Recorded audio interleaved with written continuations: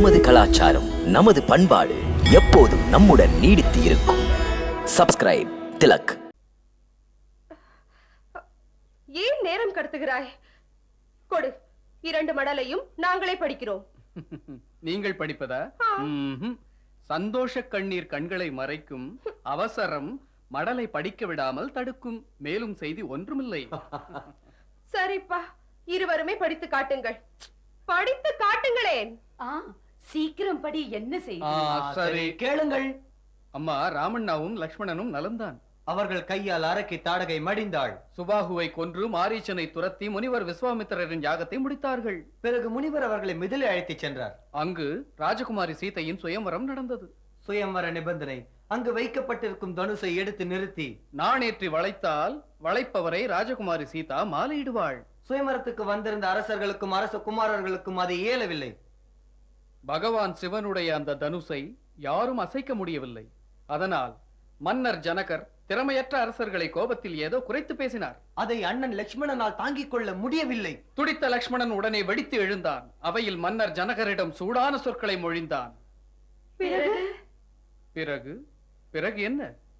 முனிவர் விஸ்வாமித்திரரின் ஆணைப்படி ராமண்ணா எழுந்தார். எழுந்த அண்ணன் சபையே கண்டு அதிசயிக்க வில்லை எடுத்து அதில் நான் ஏற்றினார். எடுத்தது கண்டனர், இற்றது கேட்டனர்.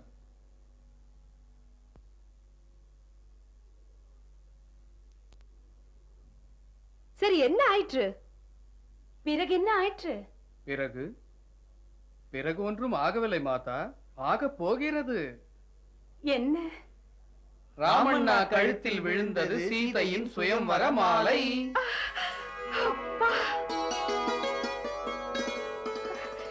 நம் ராவணிக்கு திருமணமா?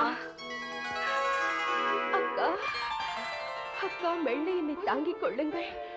மகிழ்ச்சி பெருக்கில் பொங்கும் என் உள்ளம் நின்றுவிடும் போலிருக்கிறதே. கைகேயி, சமாளித்துக் கொள்ள பழகு. மாமியார் ஆகும் அதிர்ஷ்டம் வந்துவிட்டது. அக்கா, அக்கா,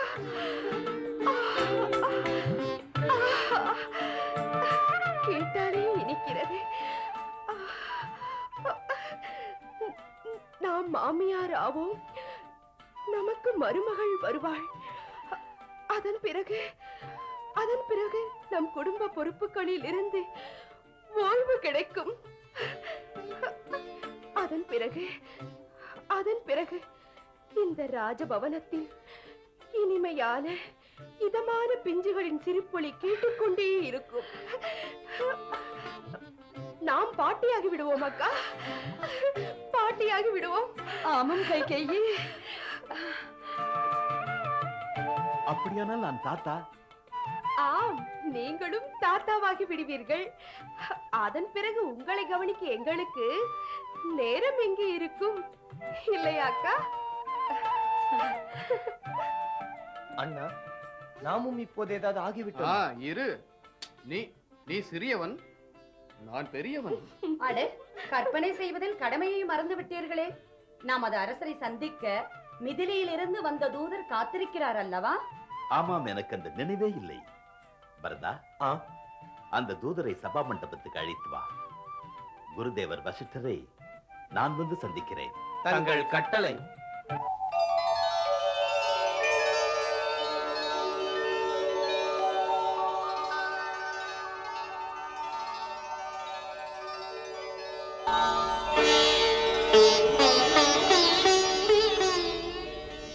நான் மிதிலை மன்னர் ஜனகரின் தூதன் தேவவிரதன். அயோத்தியின் மன்னர் தசரதரையும் மன்னரின் குலகுரு வசிஷ்டரையும் தாழ்பணிந்து வணங்குகிறேன்.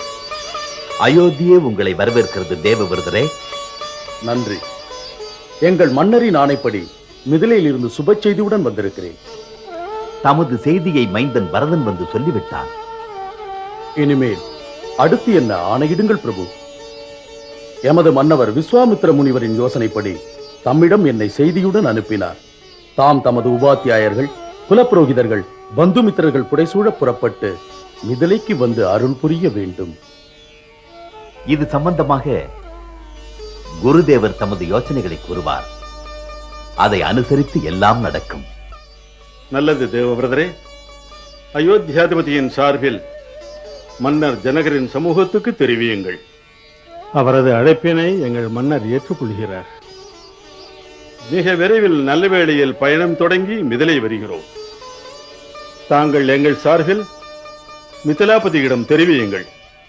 மிதிலையும் அயோத்தியும் உறவால் இணையும் இந்த சம்பந்தம் மகத்தானது. இந்த இணைப்பின் விளைவால் ஆரியாவர்த்தத்தின் இருவரும் சக்திகள் சங்கமிக்கின்றன. வணக்கத்திற்குரிய முனிவரே, மிக பணிவுடன் மன்னர் ஜனகரின் சார்பில் தங்கள் பாராட்டுகளுக்கு நான் நன்றியை சமர்ப்பிக்கிறேன். மன்னவா, மிதிலை மாநகர் செல்ல தங்கள் ஆணையை எதிர்பார்க்கிறேன். நான் போய் தாங்கள் வரும் சுப செய்தியை என் மன்னவரிடம் உடனே தெரிவிக்க வேண்டும். தமக்கு என் வாழ்த்தும் அனுமதியும் தேவவிரதரே. அங்கு சென்றதும் எனது இரு மைந்தர்களிடமும் எம் ஆசியை, அன்பினை, எமது பாராட்டுக்களை தெரிவியுங்கள். மைந்தன் ராமனிடம் கூறுங்கள், உன்னை பிரிந்து உயிரை பிரிந்த உடல் போல் இருக்கிறேன் என்று. பாலன் ராமனை பிரிந்தால் இந்த ராமப்பிரியனும் இல்லை. ஸ்ரீ ராமலட்சுமணரை பாலர் என்று சொல்ல தங்களுக்கு உரிமை உண்டு மன்னவா. புவனங்களை எல்லாம் அவர்கள் வீரத்தாலும் நெஞ்சின் ஈரத்தாலும் வாழ வைக்கும் அவதார புருஷர்கள். அந்த தீரர்களுக்கு வீர புதல்வர்களுக்கு தந்தையாகின்ற பாக்கியம் தேவருக்கும் கிடைக்காது மன்னவா. தம்மை போன்ற மகத்தானவர்களின் தரிசனத்தால் நான் தன்யனானேன். மிக்க இனிமையாக பேசுகிறீர்கள் தேவவிரதரே. எனது மைந்தர்கள் பற்றி சுப செய்தி தந்தீர்கள். அதற்காக நாம் தரும் பரிசனை ஏற்றுக்கொள்ளும்.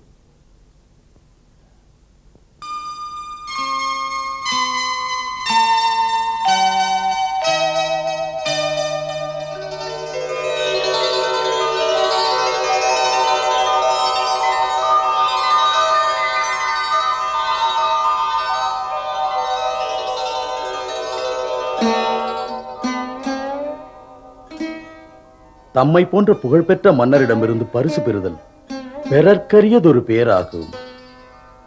ஆனால் அரசே, இது எங்கள் குமாரியின் புகுந்த வீடு. இங்கிருந்து எதையும் எடுத்து செல்லுதல் நீதிக்கும் மரபுக்கும் புறம்பானது. மன்னவா, மன்னித்து நான் செல்ல அனுமதியுங்கள். சிந்தனைக்குரிய சிறந்த கருத்து. மகாத்மா ஜனகரின் ராஜதூதரிடம்தான் இந்த பண்பை எதிர்பார்க்கலாம். அரசே, இந்த தேவவிரதன் பேசிய கருத்து ஏற்கத்தகுந்தது. மன்னவா, விடை தாருங்கள்.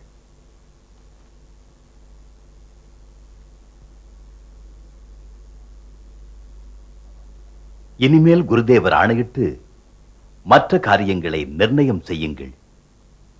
அரசே, உலகமே மகிழப் போகிறது. ராமனின் திருமணத்துக்காக மிதிலை புறப்பட நாளை மறுநாள் சூரியோதயத்தில் பிரஸ்தானம் செய்து பிற்பகல் ஆரம்பிக்கும் நேரம் சுப முகூர்த்தத்தில் கணேச கௌரி பூஜை முடித்து புறப்படலாம். மைந்தா பரதா, மைந்தா சத்ருக்னா, குருதேவர் வசிஷ்டர், நமது கௌரவத்திற்குரிய சான்றோர்கள் வாமதேவர் ஜாவாலி, கஷ்யப முனிவர், இந்த மகாத்மாக்களுக்கெல்லாம் அழைப்பு விடுங்கள். அனைத்து அமைச்சருக்கும், அரசின் பணியாளருக்கும், அயோத்தியில் உள்ள எல்லா மக்களுக்கும் மிதிலை தந்த திருமண செய்தியை சொல்லுங்கள். திருமண பயணத்திற்கு அனைவரையும் உடனே புறப்படச் சொல்லுங்கள். நமது சேனாதிபதியிடம் சதுரங்க சேனைகள் ஆயத்தமாகிருக்க ஆணையிடுங்கள். தங்கள் ஆணைப்படி தந்தையே. நேரம் குறைவு, நிகழ்த்த வேண்டிய பணிகள் அதிகம். ஏற்பாடுகளை நீ விரைவாக செய்ய வேண்டும் பரதா. தாங்கள் நிம்மதியாக இருங்கள் குருதேவா.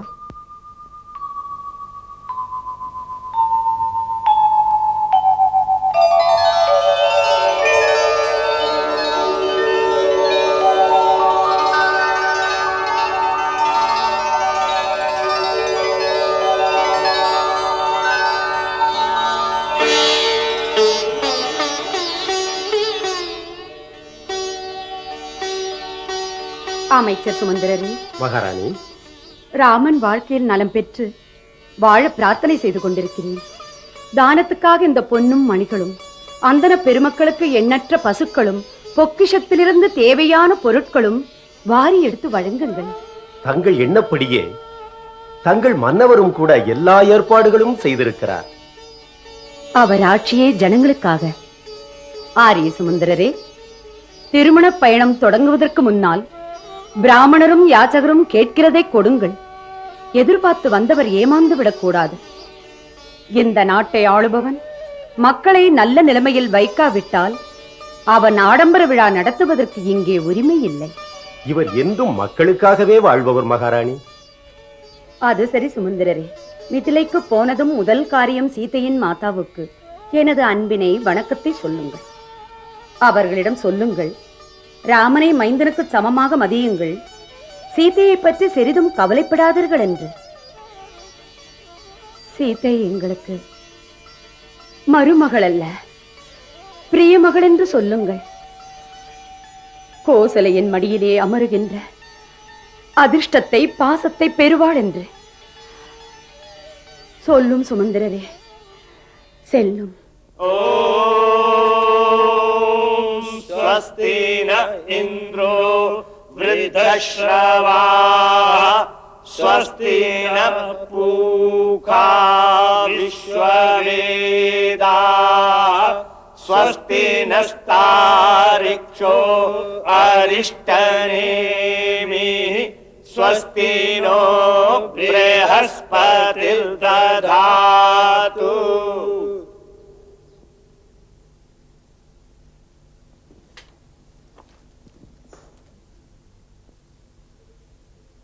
அயோத்திக்கரசே, மிதிலையே தங்களை வரவேற்கிறது.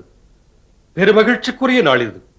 தமது திருவடிகள் பட்டு என் மாளிகை பெருமை அடைந்தது. மிதிலாதிபதி, தமது அழைப்பு வந்தது. அன்பனும் அழைப்பில் பிணைப்பில் கட்டுண்டு வந்துவிட்டோம். இத்தனை மகிழ்ச்சி, இத்தனை சிறப்பும் என்னை தேடி வந்தது தங்களால் தானே. இதனை கனவிலும் கூட நான் எதிர்பார்க்கவில்லை. ரகுகுலத்துடன் இன்று சம்பந்தம் ஏற்படுவதால் என் வம்சம் விண்ணளவுக்கு உயர்ந்து விட்டது. ஏன் இப்படி சொல்கிறீர்கள் விதேகராஜனே?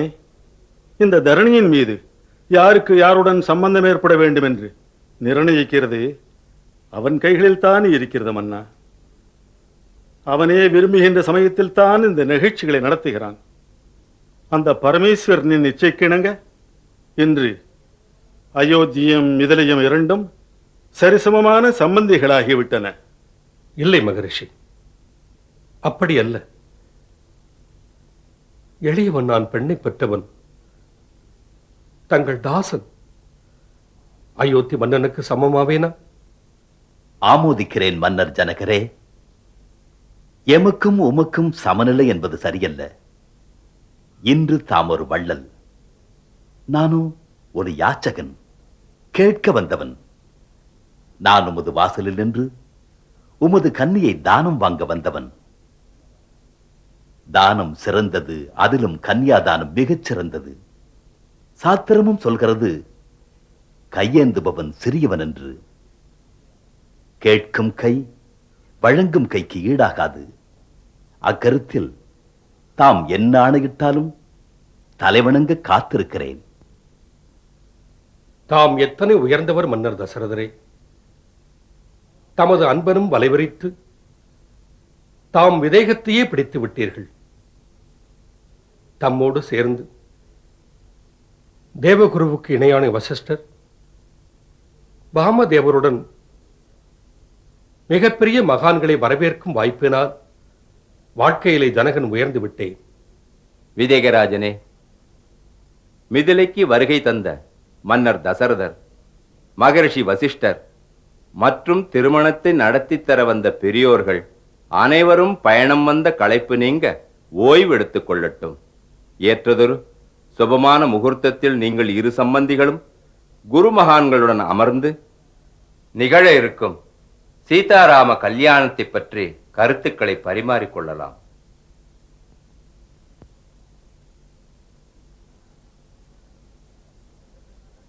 அண்ணா அண்ணா, நம் தந்தை வந்திருக்கிறார். அவருடன் பரதண்ணாவும் சத்ருகுணனும் வந்திருக்கிறார்கள். மன்னர் ஜனகர் அவர்களை மாளிகைக்கு அழைத்து சென்றிருக்கிறார். போய் தந்தையை தரிசித்து. இல்லை லக்ஷ்மணா, நாம் இருப்பது முனிவர் விஸ்வாமித்திரர் ஆதீனத்தில். அவருடைய அனுமதி இல்லாமல் செல்லக்கூடாது.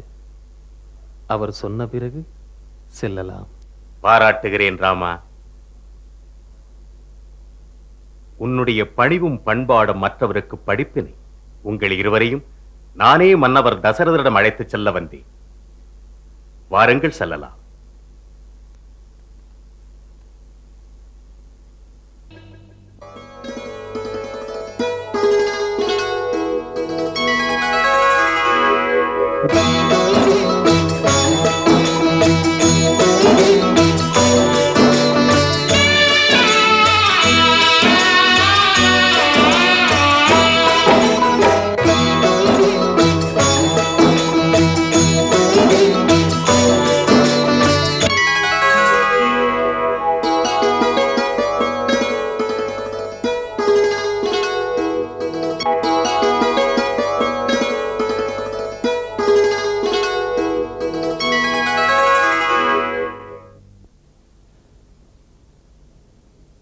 ராமா,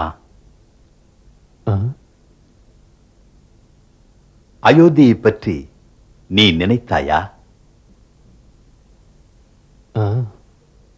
நினைத்திருப்பாய். பெற்றவரும் மற்றவரும் நினைவுக்கு வந்திருப்பார்கள். தந்தையே, அவர்களின் நினைவுதான். நம்பிக்கையுடன் எந்த பணிக்காக அனுப்பினீர்களோ அது குறித்த சிந்தனையுடன் அரண்மனை நினைவுகளும் எங்கள் நெஞ்சிலே கனிந்து கொண்டே இருந்தன. உங்கள் சிந்தனையால் செயல்பட்டோம், உங்கள் ஆசியால் செய்து முடித்தோம். இந்த சிறு பிராயத்திலேயே சிறப்பான லட்சியத்துக்காக செயலாற்றி புகழனை சேர்த்தாயோ? அந்த புகழ் எனக்கு இந்த வயது வரை கிட்டவில்லை. தன் மகனை தந்தை புகழ்ந்தால் பொறுப்பேற்கும் பயிற்சி தந்தது தாம் தானே? தம்முடைய வழிப்படியே நடந்தேன், பணிபுரிந்தேன், அதை முடித்தேன். தாம் தேவலோகம் சென்று புகழ்கொடியை நிலைப்படுத்தி வந்தீர்கள். அன்று அதை நான் செய்தது நாடாளும் மன்னன் என் கீர்த்தியை நிலைநாட்ட, என் போர் திறமையை எதிர்ப்போர் இல்லை என அற்புதம் நிகழ்த்தும் ஆசையில் செய்தது. இன்று நீ புரிந்த பணிகள் உன் தந்தை ஆணைக்காக, குருதேவர்களின் சேவைக்காக, மக்களின் நலனுக்காக, ரிஷிகள், முனிவர்கள், தவசிகளின் யாகத்தினை காக்க.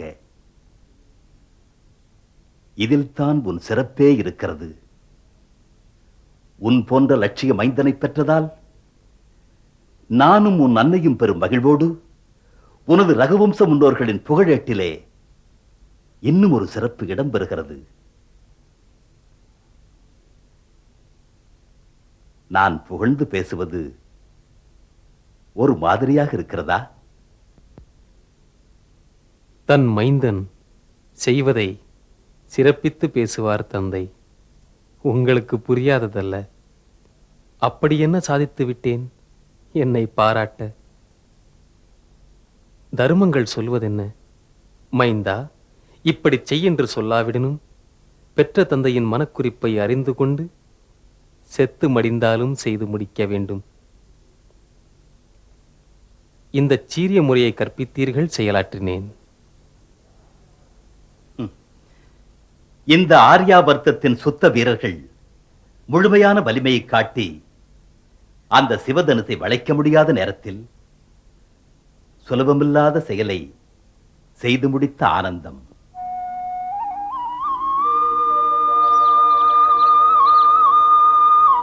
செல்வா, ஓய்வெடுத்துக்கொள். உணர்வு பூர்வமாக நான் சொன்னது ஏற்பில்லையா உனக்கு ராமா? செல்கமைந்தா,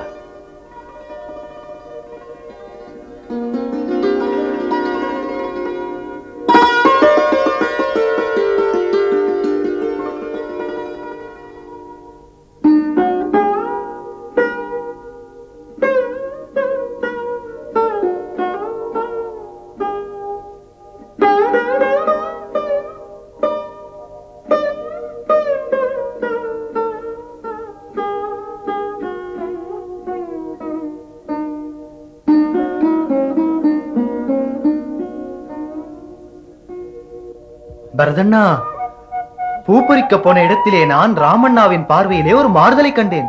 என்ன கண்டாய்? எங்கே அவர் பார்த்தாரோ அங்கேயே பார்த்து லயித்து விட்டார். அண்ணனா? அப்படி ஒரு உணர்ச்சி வசப்பட்ட நிலையிலே அண்ணனை கண்டு நான் கேட்டேன். அவர் சொன்னார், லக்ஷ்மணா, யாரோ என் சிந்தனை தடாகத்தின் அமைதியை கலைத்து அசைத்து விட்டார்கள். அசைத்தது அன்பின் அலைகள், ஆனந்தத்தை ஏந்தி வரும் அலைகள். ஒவ்வொரு அலையிலும் சீதையின் சிரிப்பு. நிலாவை பார்த்தாலும் சீதை.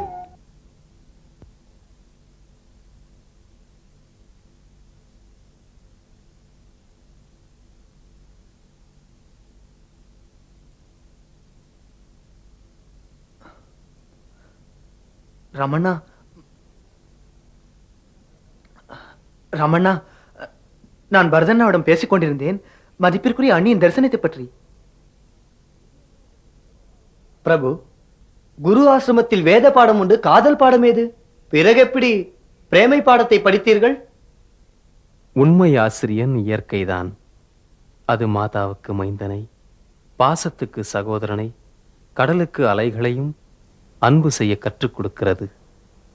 நிச்சயமாக பாசம், பந்தம் என்பதெல்லாம் யாரும் கற்றுக் கொடுப்பதால் வருவதில்லை, உயிரோடு ஒட்டி வருவது அது. அதன்படிதான் ஒருவனுக்கு ஒருத்தியை பத்தினியாக்குவது, அது எப்போது எங்கே சந்திப்பது, இதையும் அவன்தான் முதலிலேயே நிச்சயிக்கிறான்.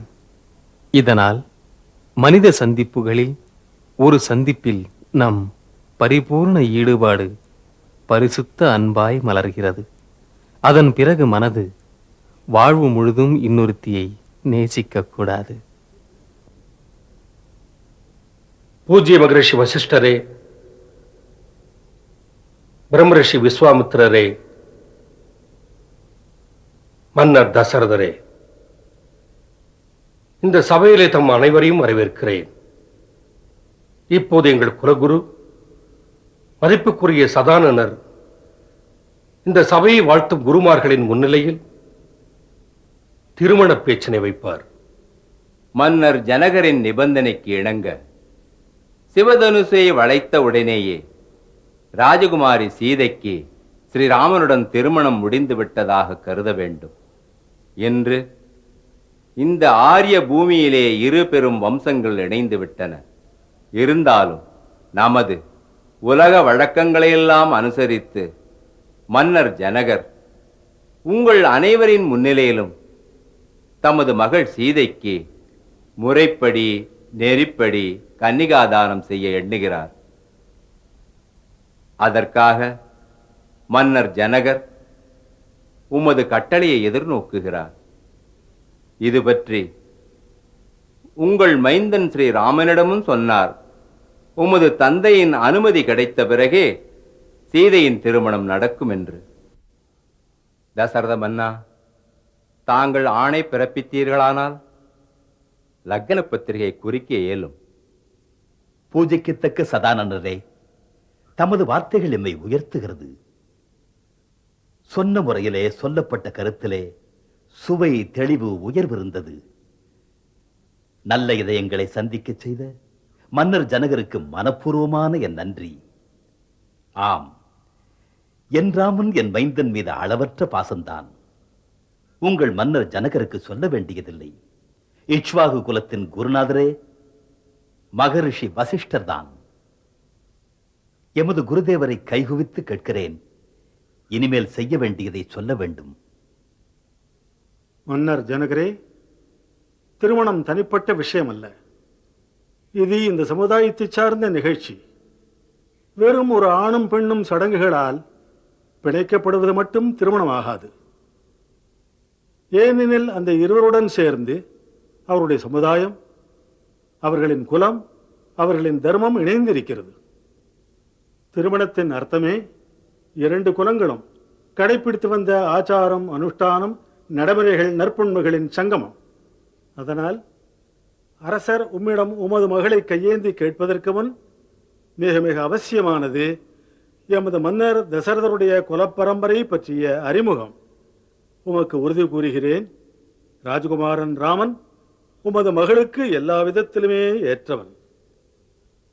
மன்னர் திலீபனின் மைந்தர் பகீரதன் தேவலோகத்திலிருந்தே கங்கையை பூமிக்கு கொண்டு வந்து இந்த ஆரிய பூமிக்கு பேருதவி செய்தார்.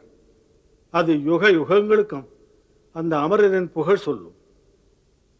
பிறகு அந்த குலத்தில் ரகு வந்தார். அவருடைய பெயரால் தான் இதை ரகுகுலம் என்கிறார்கள். அதன் பின் பக்த சிரோமணி அம்பரீஷன், அவருக்கு பின் அவருடைய வழிவந்த மன்னன் அஜராஜன். மன்னர் அஜனுடைய மைந்தனாக மன்னர் தசரதன் பிறந்தார். அத்தனை கீர்த்திமிக்க குலத்தில் வந்த அரசகுமாரர்கள் ராமலட்சுமணனுக்காக அரசர் உமது இரு புத்திரிகள் சீதை ஊர்மலையை தானம் கேட்கிறார். முனிவரே, தமது உயர்வான மதிப்பீடுகளை பெற்றதே பெருமை. நான் மிக பணிவுடன் எனது மகள் சீதை ஸ்ரீராமனுக்கும் என்னுடைய இளைய மகள் ஊர்மிளையை தங்கள் இளைய குமாரன் லட்சுமணனுக்கும் குலம் காக்கும் இல்லாளாக சமர்ப்பணம் செய்கிறேன். மன்னா தசரதா, விதேகராஜன் ஜனகரின் கல்யாண சம்பந்தமுள்ள அறிவிப்பு பூரண வடிவம் இன்னும் பெறவில்லை. மகரிஷி வசிஷ்டர் அனுமதி தந்தால் எனது விருப்பம் என்னவென்று நான் சொல்ல முடியும். அதை சொல்லுங்கள் மகரிஷி. ராமனும் லட்சுமணனும் திருமணம் புரிந்து கொண்டு அயோத்திக்கு செல்கையில் உங்கள் பரதனும் சத்ருக்கணனும் பிரம்மச்சாரியாக இருந்தால் இது உகந்ததல்ல. மன்னர் ஜனகரின் இளைய தம்பி சாங்காசிபுரி மன்னர் குசத்வஜனுக்கு 2 கன்னியர்கள், மாண்டவி, ஸ்ருதகீர்த்தி. நாம் இந்த 2 கன்னியர்களையும் இளையவன் பரதனுக்கும் சத்ருக்கணனுக்கும் இல்லத்தரசிகளாக்கி விடுவோம். இந்த பெரும் கருணையை எந்த வார்த்தைகளால் உயர்த்தி சொல்வது? முனிவரே, தமது இந்த அறிவிப்பினால் எங்கள் நிமி வம்சமே நிமிர்ந்து நிற்கிறது. குசத்வஜன் அவருடைய மகள் மாண்டவியை குமாரன் பரதனுக்கும், அவருடைய இளைய மகள் ஸ்ருதகீர்த்தியை குமாரன் சத்ருகணனுக்கும் கன்னிகாதானம் செய்வார். பிறகு இந்த சுபகாரியத்தில் தாமதமேன்? சதானனரே, 4 ராஜகுமாரர்களும் ஒரே நாளில் மணமகனாகட்டும். உங்கள் 4 கன்னியருக்கும் கன்னியாதானம் ஒரே நாளில் நிகழட்டும். அப்படி முகூர்த்தம் பாருங்கள். 2 நாட்களுக்கு பிறகு புத்திர பல்குனி நட்சத்திரம். அந்த நன்னாளில் 4 திருமணங்களையும் நடத்த நல்ல முகூர்த்தம் இருக்கிறது. அயோத்தி மன்னா தசரதா, உனது 4 மைந்தர்களின் நன்மைக்காக அவர்களை கோதானம் செய்ய சொல். நாந்தி மோட்ச சாந்திகளை முடித்து அதன் பிறகு திருமண காரியங்களை நீங்கள் ஆரம்பிக்கலாம். உங்கள் கட்டளை குருதேவா. நல்ல செய்தி, நலமான செய்தி. மாண்டவி, ஊர்மிளா, ஸ்ருதகீர்த்தி, கேளுங்கள் கேளுங்கள். அடி எல்லோரும் வந்து கேளுங்கள். என்ன சொல்? என்ன விஷயம்? சொல். இனிமையான செய்தி, எதிர்பார்க்கும் செய்தி. நான் சொல்ல போகும் செய்தி என்னவென்றால், இந்த ஜனகபுரியும் சங்காசய நகரும் ஒரே நாளில் ஒரே முகூர்த்தத்தில் உலக புகழ் பெற போகிறது. இன்று ராமச்சந்திரன் எடுத்தார், வில்லை வளைத்தார், சீதா தேவியை அடைந்தார். இன்று நம்முடைய மாண்டவி பரதனுக்கு ஜெய், ஊர்மிளா லட்சுமணனுக்கு ஜெய், ஸ்ருதகீர்த்தி சத்ருக்கணனுக்கு ஜெய். என்னடி இன்னும் புரியவில்லையா அக்கா? மகாராஜா ஜனகரும் மகாராஜா தசரதரும் கலந்து பேசி 4 சகோதரருக்கும் 4 சகோதரிகளை ஒரே நாளில் ஒரே முகூர்த்தத்தில் திருமணம் செய்ய முடிவெடுத்திருக்கிறார்கள். ஆமாம், ஒரே நாளில் திருமணம் செய்ய முடிவெடுத்திருக்கிறார்கள்.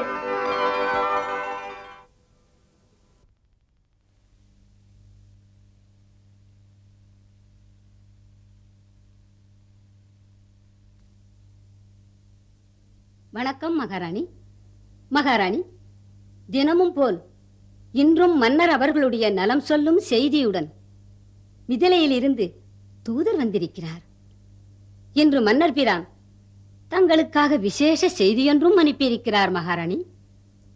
விசேஷமான செய்தி? ஆம் மகாராணி.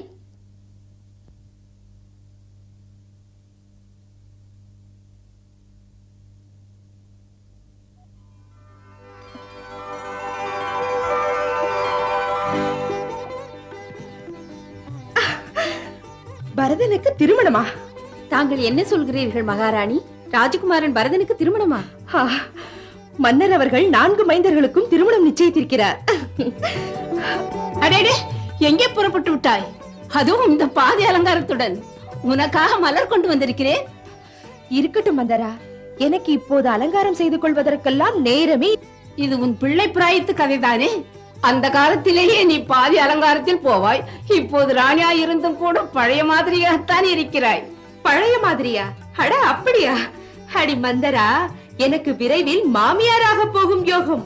மகாராஜா பரதன், லக்ஷ்மணன், சத்ருகணனுக்கு திருமணம் நிச்சயித்திருக்கிறார். பரதனுக்கு திருமணமா? இந்த சுப செய்தியை சொல்ல மகாராணி கோசலியிடம் செல்கிறேன். சேடிகளே, சேடிகளே, கேட்டீர்களா? சேதி தெரியுமா? திருமணமாம், பரதனுக்கு திருமணமாம். என் பரதனுக்கு. அக்கா, அக்கா, ஜனகபுரியில் இருந்து மன்னர் செய்தி அனுப்பியிருக்கிறார். ஜனகபுரியில் இருந்தா அவர் நலமோடு இருக்கிறாரா? நலமோடு இருக்கிறார். அக்கா, இதை படியுங்களேன். நீ படித்திருப்பாயே, எதை பற்றி என்று சொல். சரி, சொல்கிறேன். நீங்கள் கேட்டால் துள்ளி குதிப்பீர்கள். மகாராஜா ராமனோடு லக்ஷ்மணன், பரதன், சத்ருகணனுக்கு திருமணம் நிச்சயித்திருக்கிறார். என்ன என்ன நிஜம்தானா? மன்னர் 4 மைந்தர்களின் திருமணத்தை ஒன்றாக நிச்சயித்திருக்கிறாரா? இதை எனக்கு கைகேயிதான் சொன்னாள். மன்னரின் செய்தியை நான் இன்னும் முழுதும் கேட்கவில்லை. எங்கே, யாருடன், யார் மகள் என்று கூட எனக்கு தெரியாது. யாருக்கு யாரை நிச்சயித்திருக்கிறார்? லக்ஷ்மணனை மணப்பவள் மகாராஜா ஜனகரின் இளைய மகளான ஊர்மிளாதான். பரதன் சத்ருகணனுக்கு மகாராஜா குசத்வஜரின் செல்விகள் மாண்டவி, சுதகீர்த்தி.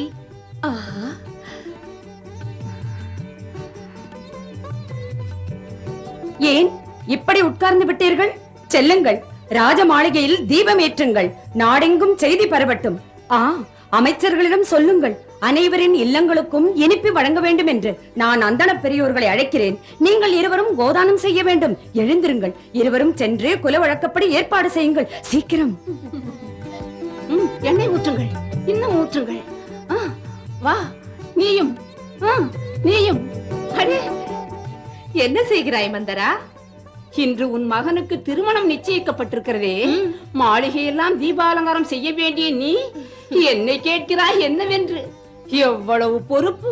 பிராமணர்களுக்கு அனுப்ப வேண்டும் அழைப்பு, மக்களுக்கு வீடுதோறும் வழங்க வேண்டும் இனிப்பு. கோதானங்கள் என்ன, சொன்னதானங்கள் என்ன? இஷ்டம் போல் நடக்கிறது. அக்கா எல்லா ஏற்பாடுகளும் செய்திருக்கிறார்கள். அக்கா? மகாராணி கௌசல்யா? அக்கா, உன் அக்காள் இதையெல்லாம் ஏன் செய்கிறாள்? தன் ராமனுக்காக செய்கிறாள். பரதனுக்கு செய்வது போல் ஒரு கண் துடைப்பு. பரதன் உன் வயிற்றில் பிறந்தவன். பரதனுக்காக உரியதை செய்ய வேண்டியவள் தாய் என்ற முறையில் நீதான். மந்தரே, உன் குறுகிய புத்தி உன்னை விட்டு போகவே இல்லை. அக்கா என்னிலும் அதிகமாக நேசிக்கிறார்கள் என் பரதனை. நேசிப்பாள். பரதனை பெற்ற தாய் அவள் இல்லையே. பெற்ற தாய் என்ற முறையில் நீதான் செய்ய வேண்டும். நீ சொல்வது போல் அக்காவும் சொன்னார்கள். அப்படி வா. இனி முதல் வேலையாக உன் தகப்பனார் மகாராஜா அசோபதிக்கு செய்தி அனுப்பு. தாமதிக்காதே. செய்தியை பார்த்தவுடன் தந்தையின் கேக்கைய நாடே தீப ஒளியால் ஜொலிக்கப் போகிறது. பரதனை மற்ற ராஜகுமாரர்கள் போய் நினைத்தாயா? அவன் கேக்கயத்தின் கண்ணின் மணி அல்லவா? புகழ்ச்சிக்காக சொல்லவில்லை. இந்த செய்தியை கேட்டவுடனே உன் அன்பு தந்தை, உன் சகோதரன் இங்கு அனுப்புவார். நிச்சயமாக மகிழ்ச்சியின் எல்லைக்கே போய்விடுவார் என் தந்தை.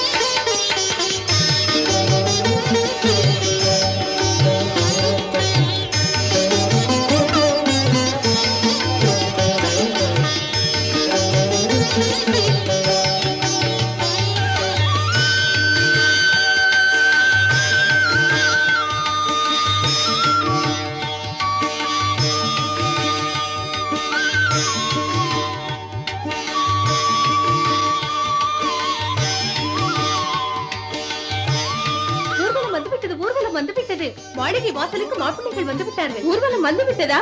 இரு அக்கா, நாங்கள் போய் பார்த்து வருகிறோம். வாருங்கள் வாருங்கள்.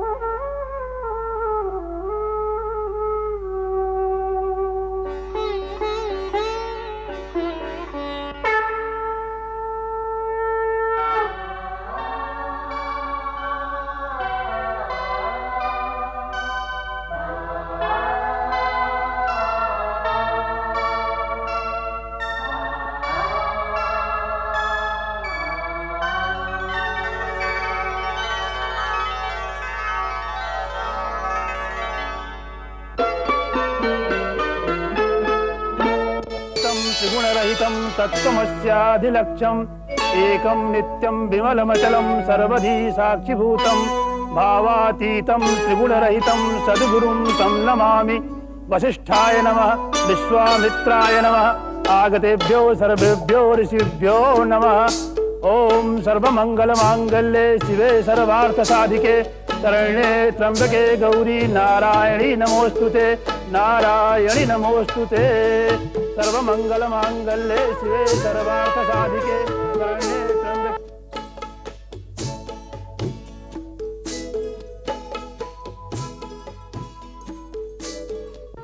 வாருங்கள், எல்லாரும் ஆசனத்தில் அமருங்கள்.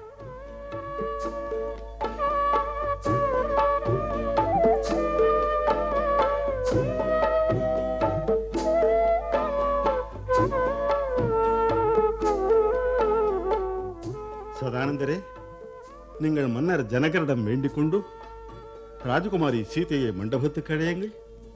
தங்கள் ஆணை முனிவரே.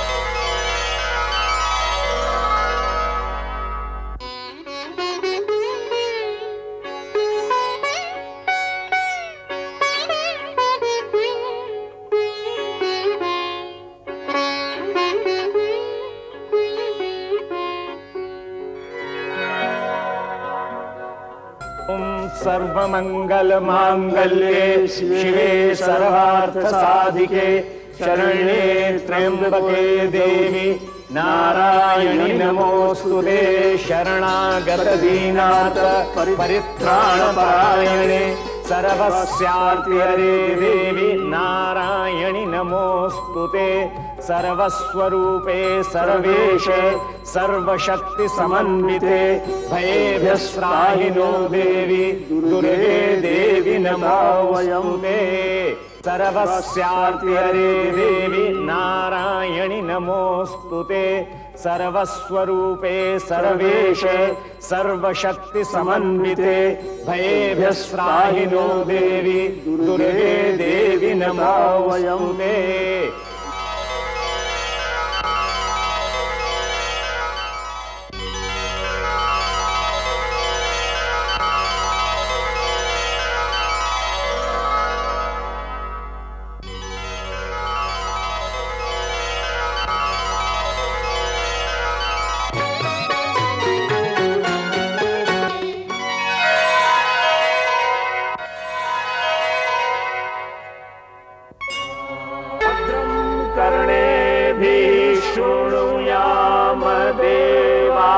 भद्रं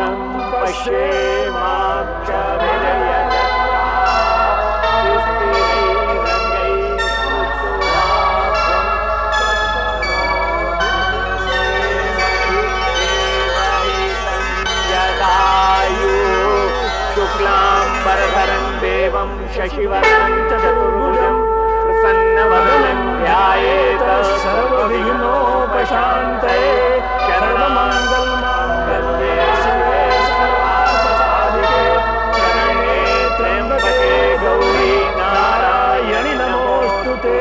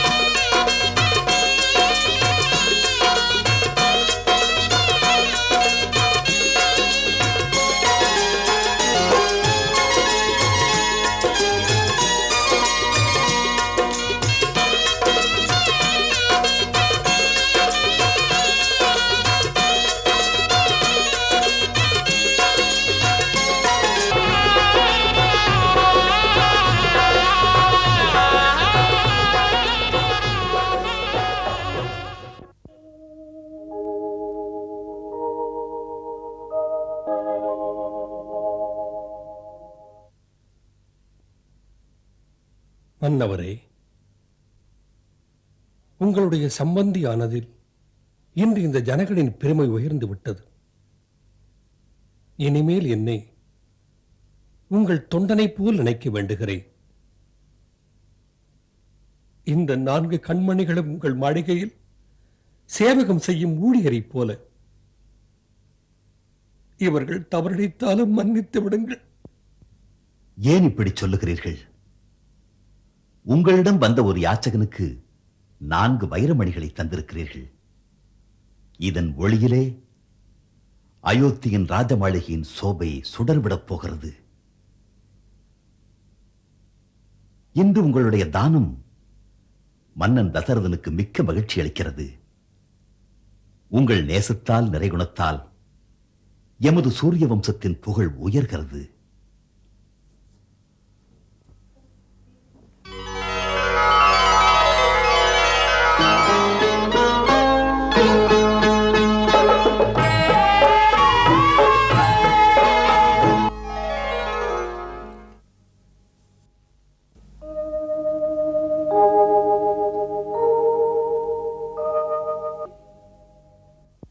எத்தனை சந்தோஷமாய் இருந்தது என் மகளின் திருமணத்தில்.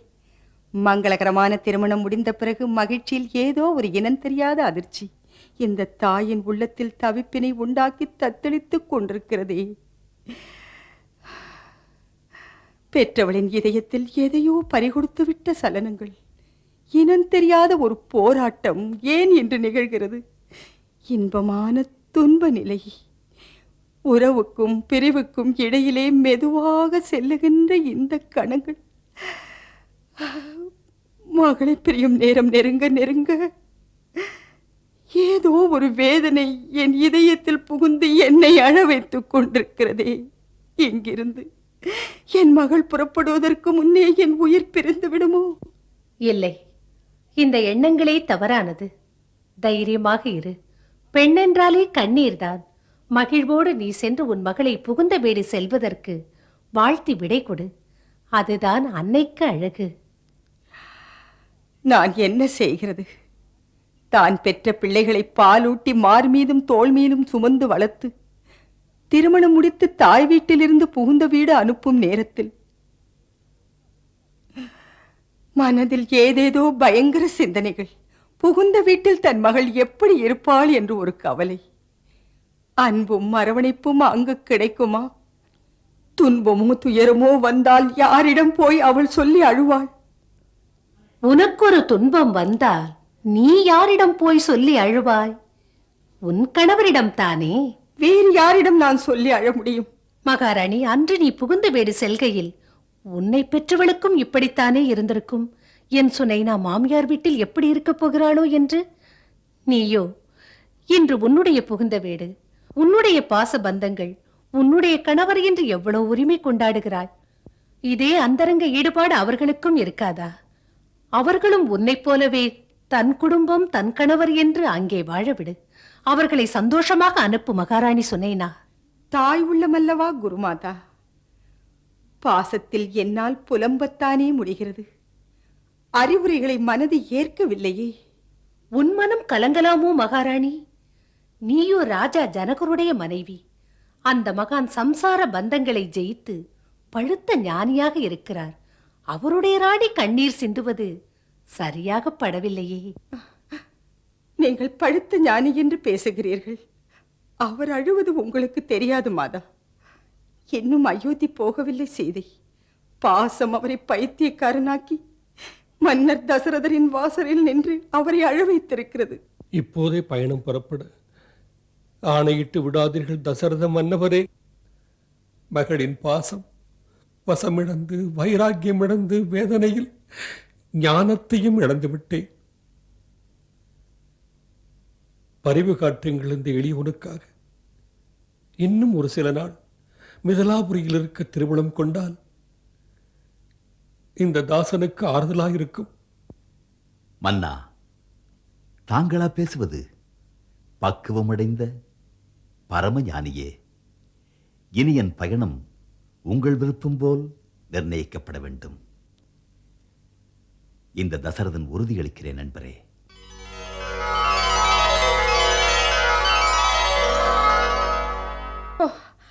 மறுபடியும் அதே பதிலைத்தான் எழுதியிருக்கிறார். மன்னர் ஜனகர் இன்னும் அனுமதி அளிக்கவில்லை என்று. அக்கா, இப்போது நாமே அங்கு சென்றால் என்ன?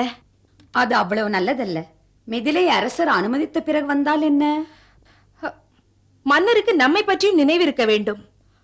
வருவார் என்று காத்து காத்து அதே கதைதான். எப்போது அவர்கள் வருவது? எப்போது மருமகளை பார்ப்பது? நாம் மட்டுமல்ல, அயோத்தி நகரமே மணமக்களை வரவேற்பதற்காக திருநாள் கோலம் கொண்டிருக்கிறது. தினமும் எதிர்பார்த்து ஏமாந்து கொண்டிருக்கிறது. எல்லோருடைய கண்களும் பார்த்து பார்த்து பூத்து போய்விட்டது. அப்படியானால் ஒரு விசேஷ தூதரை மன்னவரிடத்திலே அனுப்பி வைக்கலாம். அனுப்பி வைத்து பணிவோடு பிரார்த்தித்துக் கொள்வோம், சீக்கிரமாக மணமக்களுடன் வாருங்கள் என்று. மன்னவர் ஜனகருக்கு வாக்கு கொடுத்திருக்கிறாரே, அவர் ஜனக மன்னரின் உணர்ச்சியை புண்படுத்த மாட்டார். நானும் பார்க்கிறேன், சதா லட்சியங்களையே பேசிக்கொண்டு. போகட்டும், இதில் புண்படுத்த எதுவும் இல்லையே. நாம் பிள்ளையை பெற்றவர்கள். நம் ஆசைகளுக்கு இணங்கித்தான் பெண் வீட்டார் பொறுப்போடு செய்து முடிக்க வேண்டும். அதல்ல அமைச்சர் சுமந்திரரே, அப்படி என் வாயால் மகாராஜா ஜனகரிடத்தில் என் அதிகார தோரணையை காட்டுவது அழகல்ல. நான் பிள்ளையை பெற்றவன், அவர் பெண்ணை பெற்றதற்காக மிரட்டுவதா? ராமன் ஒரு கணம் என்னை பிரிந்திருந்தாலும் அதை தாங்க முடியாமல் நான் தவித்த தவிப்பு நானே அனுபவப்பட்டிருக்கிறேன். பாவம் ஜனகர் தான் பெற்ற செல்வங்களை புகுந்த வீடு அனுப்பி வைக்கப் போகிறார். அவர் மனதில் வீசும் புயலை நான் தான் அறிவேன். இப்படி பிறர் விடும் துன்பங்களை தன் துன்பமாக மதிக்கிறீர்கள். பரிவு உணர்ச்சியில் பாராளும் மன்னவர் என்பதையே மறந்து ஜனகர் போக அனுமதிப்பார் என்ற நினைப்பில் இத்தனை நாளும் ராஜ்யத்தை விட்டிருப்பது உசிதமாகப்படவில்லை. ஐயா பெரியவரே, சீக்கிரம் சீக்கிரம் நடக்கட்டும். கண்டிப்பாக இன்று புறப்பட போவதாக கேள்வி. தெரியுமையா, போக வேண்டியது உறுதிதான். அப்படி போவது ஜனக மன்னர் சரி என்றால்தான். எவ்வளவு நாளாக மன்னர் தசரதர் புறப்பட நினைத்தாலும் நமது மன்னர் இருக்கிறாரே, அதுதான் ஜனகர், ஏதோ ஒரு காரணத்தை சொல்லி பயணத்தை நிறுத்தி விடுகிறார். என்னையா பேசுகிறீர்கள்? யாருக்கும் தன் மகளை அனுப்புவதென்றால் வேதனை இல்லாமல் இருக்காதையா. அட, பெண்ணை பெற்றால் இதே கதைதான். ஒவ்வொருவருக்கும் பிரச்சனை. அனுப்புவது கடமையாயிருந்தாலும் அன்பு அதை தடுக்கிறது. திருமணம் என்பது சந்தோஷமாக இருந்தாலும் இந்த பிரிவு என்பது உள்ளத்தை பிழிந்து விடுகிறது. உலகத்தில் இதை மாயை என்கிறார்கள். இந்த பாசம் இருக்கிறதே, அது பெண்ணென்ற வடிவத்தில் பிறந்து நம்மையே, அதுவும் சீதையை போன்ற ஒரு செல்வியை பிரிவதில் அரசர் ஜனகரை போன்ற மகா ஞானியும் கூட இப்படி மாறிவிடுகிறார். தங்களை போன்ற ராஜரிஷியே பாசவலையில் சிக்கினால் சாதாரண மனிதனின் கதி என்னாவது?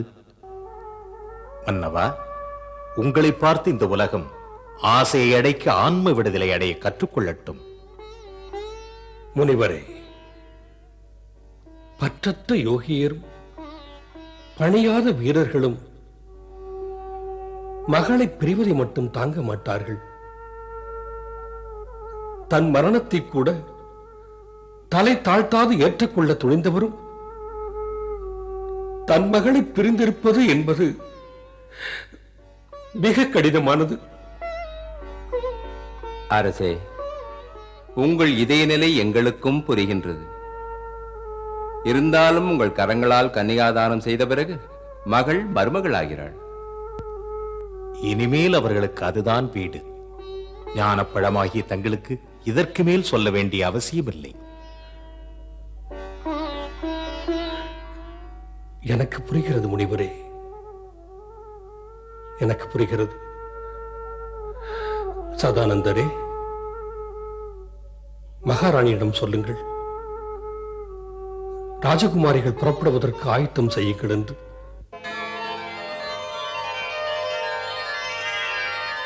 விஸ்வாமித்திரரும் சதானந்தரும் செய்தி அனுப்பியிருக்கிறார்கள். மிதிலைக்கரசர் ஜனகர் சீதையை அனுப்பி வைக்கும் ஏற்பாடுகளில் இருப்பதாக. மன்னவா, நீங்களும் மைந்தர்களை ராஜமாளிகைக்கு அனுப்பி வையுங்கள். அவர்களும் விடைபெற்று மனைவியருடன் வரட்டும். மதிப்புக்குரிய உங்கள் தந்தையார் இன்று உலகம் புகழும்படி உங்களுக்கு மணமுடித்தார். ஒரு தாய் என்ற முறையிலே உங்களுக்கு சில அறிவுரைகளை தருகிறேன். அது வாழ்க்கையின் மேடு பள்ளங்களை ஒரு பெண் எப்படி சமாளிக்க வேண்டும் என்பதை உங்களுக்கு காட்டும். ஒரு தாய் தர வேண்டிய அறிவுரை இதுதான். ஒரு நங்கைக்கு கணவனை விட உயர்ந்த கடவுள் வேறு யாரும் இல்லை. அவள் தன் கணவனை விட்டு சாதுக்களை, மகாத்மாக்களை, தேவதைகளை, பகவானையும் கூட பூஜிக்க வேண்டிய அவசியம் இல்லை. நங்கையர்களின் முழுமுதற் கடமைகளில் ஒன்று, அவள் தனது சுயநலத்தை தியாகம் செய்து தன்னை அர்ப்பணித்துக் கொண்டு தன் கணவனுக்காக மட்டும் வாழ்வது. அதுதான் அவள் செய்யும் பூஜை, அவளுக்குரிய தவம். சாத்திரமும் சொல்கிறது, கணவனின் சேவையை விட வேறெந்த சேவையும் தேவையில்லை என்று. ஒரு பெண் மனம், வாக்கு, உடலால் கற்புடையவளாக இருந்தால் அவளுக்கு யாருடைய வாழ்த்துக்களும் தேவையில்லை.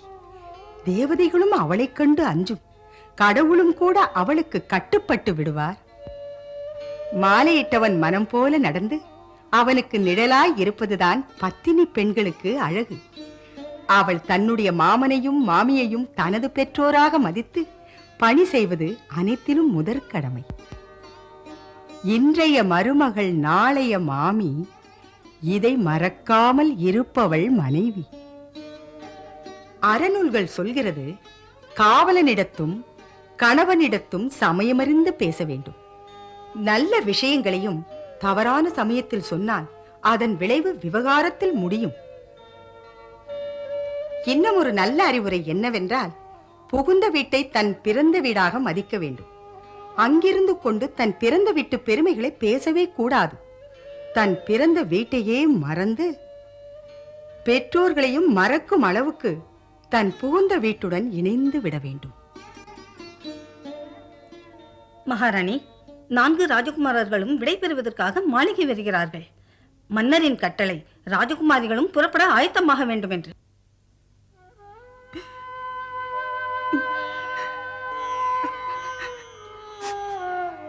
பிரிவு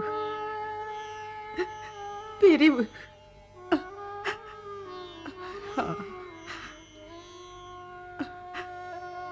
இவர்களின் தோழியரிடத்தில் சொல், இஷ்டம் போல் அலங்காரம் செய்ய இந்த வாய்ப்பு இனிமேல் இருக்காது.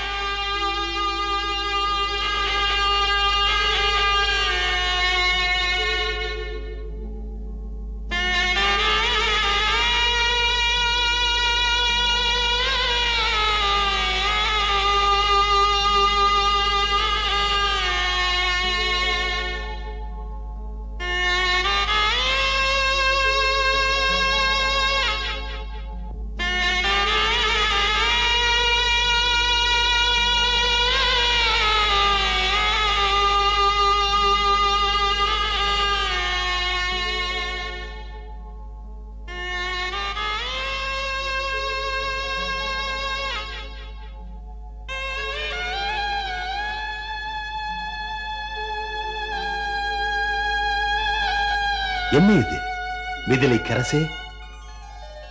என்ன காரியம் செய்கிறீர்கள்? வணக்கத்துக்குரியவர் வணங்குவதா? என் மீது, இந்த தாசனின் மீது தங்கள் அன்பு நிலைத்திருக்கட்டும் மன்னவா. இவன் ஏதேனும் தவறோ சிரமங்களோ தந்திருந்தால் மன்னித்து விடுங்கள். சீதை, ஊர்மிளை, மாண்டவி, சுரதகீர்த்தி நால்வரும் என் மனதில் இன்னுயிராக வளர்ந்தவர்கள். மாமியார் வீட்டில் அதற்குரிய எல்லைகளை புரிந்து கொண்டு அனுபவப்பட சிறிது காலம் பிடிக்கலாம். இந்த 4 பெண்களையும் உங்கள் பணியாளராக மதித்து உங்கள் திருவடி நிழலில் வாழ வைக்க வேண்டுகிறேன் மன்னவா. இவர்கள் எங்கள் வீட்டு திருமகள். திருமகளுக்கு ஒரு இடம் திருவடி நிழல் அல்ல, தலையில் வைத்து போற்ற வேண்டும். விதேகராஜனே, உலகம் ஒரு திருமகளைத்தான் கண்டிருக்கிறது. தாங்களோ 4 திருமகளை தந்து கோசல நாட்டையே குதூகலிக்க வைத்து விட்டீர்கள். இது உங்கள் கனிவை காட்டுகிறது முனிவரே. தந்தை பெண்ணுக்காக தலைவணங்கத்தான் செய்வான். இந்த 4 தங்கள் பரிவுக்குரியவர்கள் மன்னரே. இல்லை மன்னர் ஜனகரே, உங்கள் பெண்களை அயோத்தியின் கண்களாக அழைத்துச் செல்கிறேன். இவர்களை அரசிகளுக்குரிய அணி அலங்காரத்துடன் ராஜாங்க மரியாதையுடன் அனுப்ப வேண்டுகிறேன். தாங்கள் உயர்ந்தவர், மகத்தானவர்.